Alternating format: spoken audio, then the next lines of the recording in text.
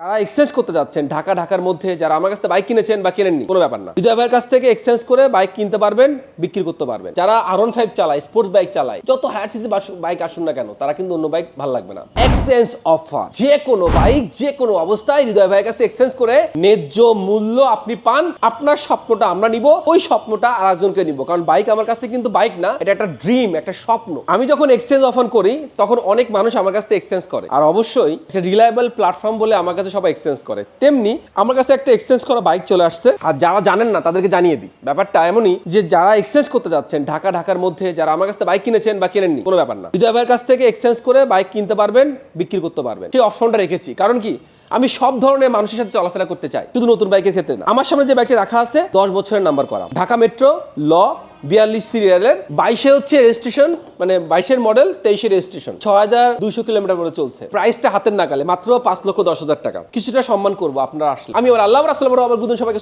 স্মরণ করে আজকে ভিডিওটা শুরু করছি এবং অ্যানাউন্সমেন্ট করছি এক্সচেঞ্জ অফার। যে কোনো বাইক যে কোনো অবস্থায় হৃদয় ভাইয়ের কাছে এক্সচেঞ্জ করে ন্যায্য মূল্য আপনি পান এবং অন্যকে একটা সুন্দর একটা বাইক উপহার দিন। ব্যাপারটা এমনই, সেই স্বপ্ন নিয়ে হৃদয় ভাই সারাদিন খেলা করে। তো অবশ্যই যারা আমাকে অনেক বেশি ভালোবাসেন, প্রত্যেকটা মানুষকে ঈদের অগ্রিম শুভেচ্ছা, রমজান মোবারক। আর অবশ্যই প্রতিটা মানুষের স্বপ্ন পূর্ণ হোক। আর আমার এই অ্যানাউন্সমেন্টটা আপনারা প্রত্যেকটা জায়গায় শেয়ার করে দেন। Thank you so much. Allah হাফেজ।